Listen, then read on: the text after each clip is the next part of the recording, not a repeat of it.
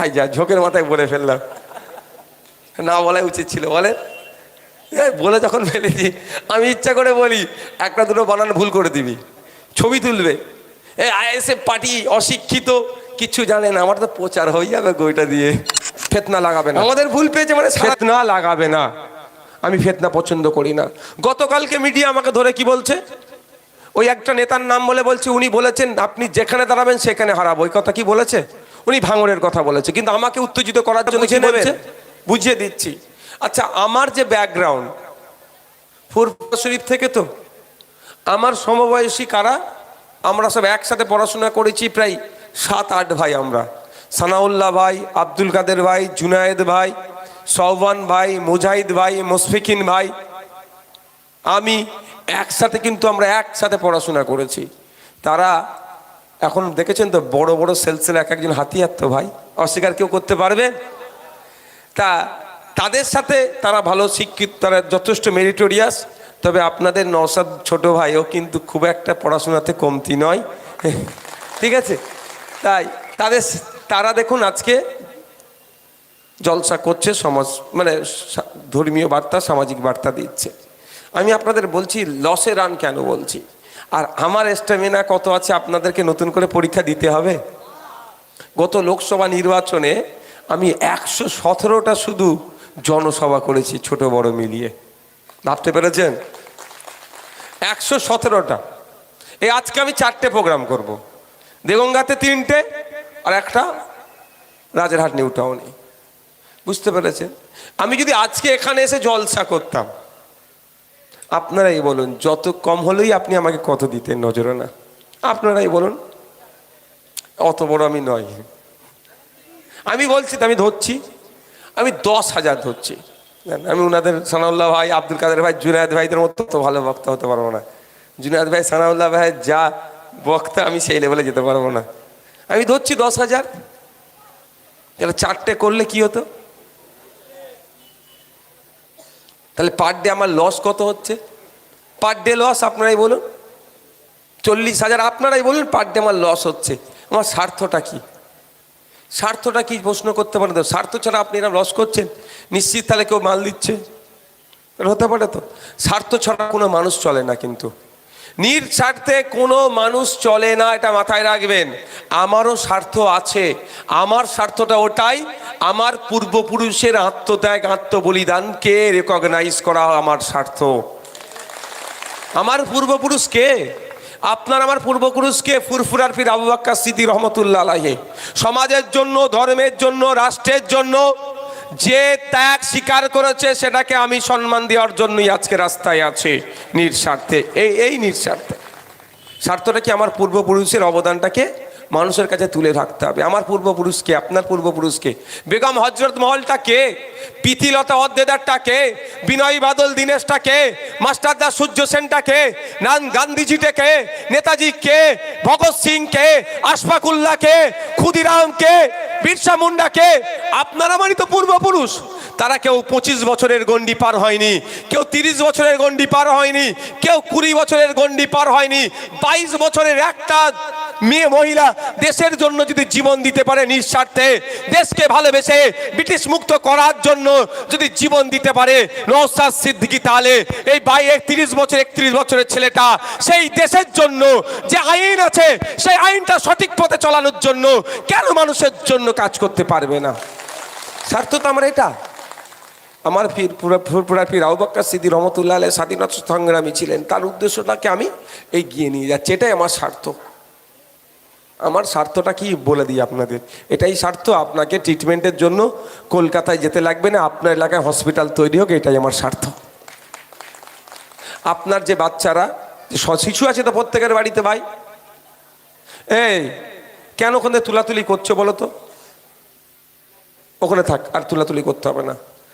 আপনাদের প্রত্যেকের বাড়িতে শিশু আছে। আমার মাইকের আওয়াজটা যাচ্ছে, এই আওয়াজ হয়তো তৃণমূলের সমর্থকেরও কানে পড়বে। আমি নেতাদের কথা বলছি না, সমর্থকদের কথা বলছি। যারা তৃণমূলকে ভরসা করে ভোট দিয়েছেন তাদেরও কানে পড়বে, পড়ছে। আমি তাদেরকেও বলছি, তাদেরকে বলছি আর আপনাদেরও বলছি, আমার স্বার্থটা একটু আপনারা জানার চেষ্টা করবেন যে নওশাদ ভাই কি স্বার্থের জন্য এত কষ্ট করছে। নওশাদ ভাইয়ের স্বার্থটা এটা হচ্ছে, আপনার ছেলেকে উচ্চ শিক্ষায় শিক্ষিত করতে হবে, এটাই নওশাদের স্বার্থ। কেন করতে হবে? এখন এসআইআর নিয়ে কি ধরনের চলছে সময় পেলে আমি বলবো, তবে আপনি জেনে রাখুন পশ্চিমবাংলা থেকে 4টে মামলা হয়েছে এসআইআর নিয়ে।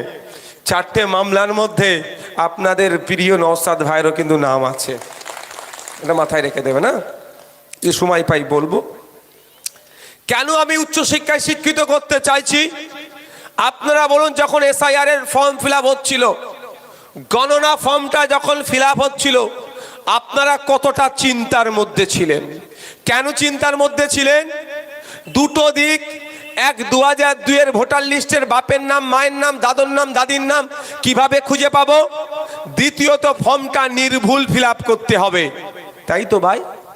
তার জন্য আমি এর কাছে যাওয়া, তার কাছে যাওয়া, কেউ 30 টাকা কেউ 50 টাকা নিয়েও ফর্মটা ফিল আপ করেছে, এই ধরনের ঘটনা আছে। কিন্তু আপনি ফর্মটা ফিল আপের জন্য এর কাছে গেছেন, তার কাছে গেছেন, কত ব্যতিব্যস্ত হয়েছেন।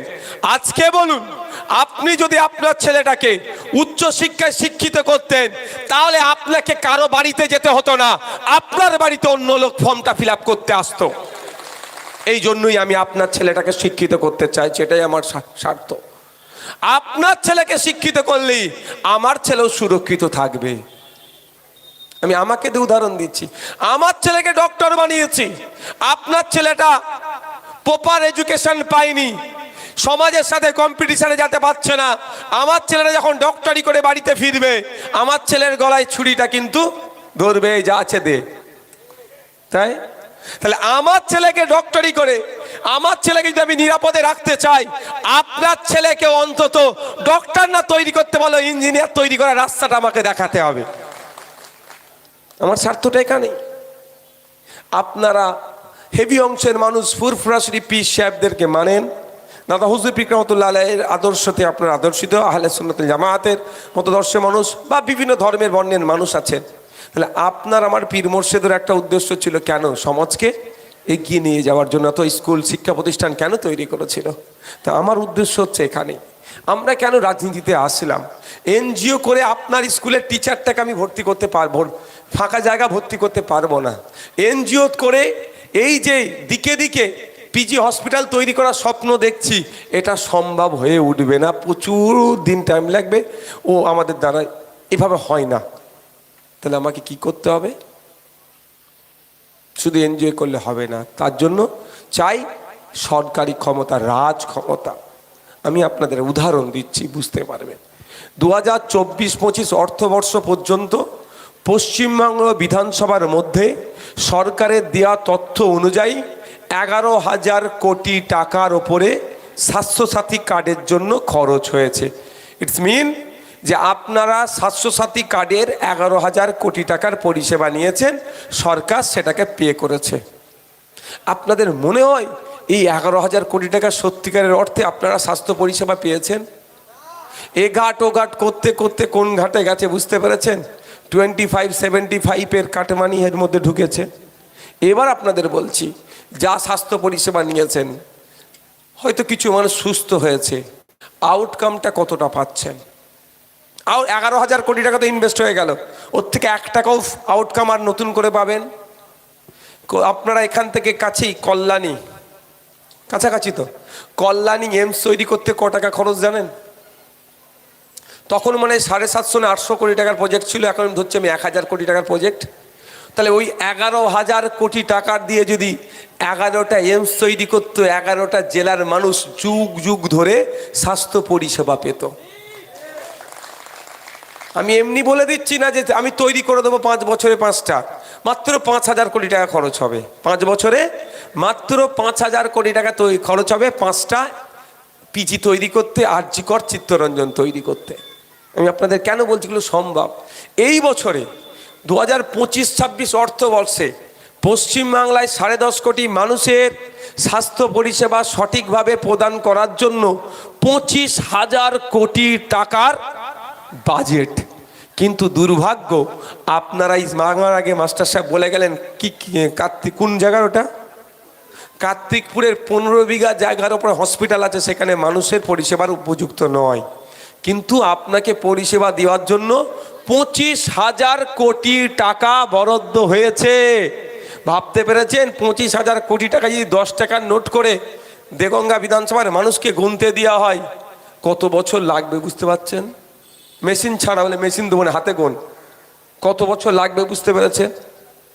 সেই 25,000 কোটি টাকা বরাদ্দ হলেও আপনি সরকারি স্বাস্থ্যকেন্দ্রে গিয়ে আপনার এক্সরেটা আপনি করতে পারছেন না, ডক্টর ঠিকঠাক পাচ্ছেন না, ঔষধ ঠিকঠাক পাচ্ছেন না, ফলে আপনি বেসরকারি হসপিটালে গিয়ে চিকিৎসা পরিষেবা নিতে হচ্ছে। টোটালটাই একটা ধোঁয়াশার মধ্যে আছে। ওই 25,000 কোটি টাকা থেকে যদি আমি 1,000 কোটি টাকা বার করি, তাহলে একটা বছরে একটা করে পিজি তৈরি হচ্ছে। তাহলে সম্ভব তো ভাই? আমি যে কথা বললাম সেটা আমি যুক্তি তর্কে বুঝাতে পেরেছি? না হলে কি বলবে তৃণমূলের ভাইরা, এই নওশাদ ভাই ভুল বলে চলে গেল। আমি আপনার দেগঙ্গার কথা বলছি। ওই যে 15 বিঘা জমিটা কম নয় ভাই, 15 বিঘা জমিটা কম নয়। ওই 15 বিঘা জমির ওপরেই কিন্তু পিজির মতো বড় স্টার হসপিটাল তৈরি করা যায়। তা না পারলেও অন্তত সুপার স্পেশালিটি হসপিটাল তৈরি করা যায়। তবে পশ্চিমবাংলায় সরকার চলছে না, এটা একটা সার্কাস চলছে। কেন তারা আমি প্রমাণ একাধিক দিতে পারবো। সময় আমি আর বক্তব্য দীর্ঘায়িত করব না, মাইক অনেক দূরে আছে, আজানেরও সময় হয়ে যায়। 40 হলে আমাকে বলবে। 45 আজান তো নাকি? 40 আজান। তাহলে কয়েকটা কথা বলে আমি শেষ করে দেবো। তার আগে SIR নিয়ে মনে করবে, হেয়ারিংয়ের রিসিপ্টটা নিতে হবে, এটা বলবো, এই বিষয়টা মনে করে দেবে। কি বলছিলাম? এই সার্কাস চলছে কেন সব ভুলে যাচ্ছি মাঝে মধ্যে, এত চাপ হয়ে যাচ্ছে না মাথায়। আবার চলে যাচ্ছে। সার্কাস চলছে কেন? মেডিকেল কলেজ থেকে রেফার করা যায় না। Medical college means highest medical institution.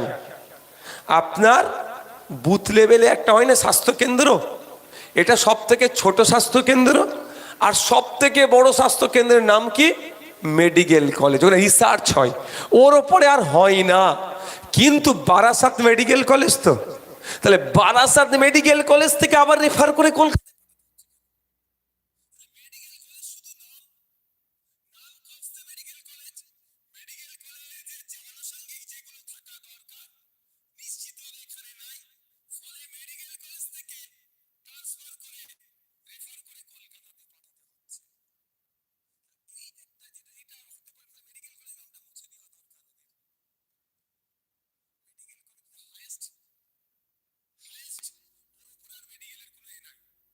আমার কথা রেকর্ড হচ্ছে তো আমার এটা, এই ভাইরা তো ছাড়বে। আর আমি ভুল বললে জানবেন, একটা যদি ভুল পেয়ে যায় আমার সারাদিন ওরা বাজাবে, সারাদিন বাজাবে। এই নওশাদ ভাইয়ের ভুল পেয়েছি, নওশাদ ভাইয়ের ভুল পেয়েছি বলে সারাদিন বাজাবে। ওই জন্য আমি একটু মাঝে মধ্যে বলি, দিয়াল ফিয়াল লিখলে একটা দুটো বানান ভুল লিখে দিবি, ছবি তুলে ওরা ছাড়ুক, আমাদের অ্যাড হবে। আমি বলি, দু একটা জায়গায় বলেছি, এই 21শে জানুয়ারির দিয়াল লেখা হচ্ছে, যে একটা দুটো বানান ভুল করে দিবি।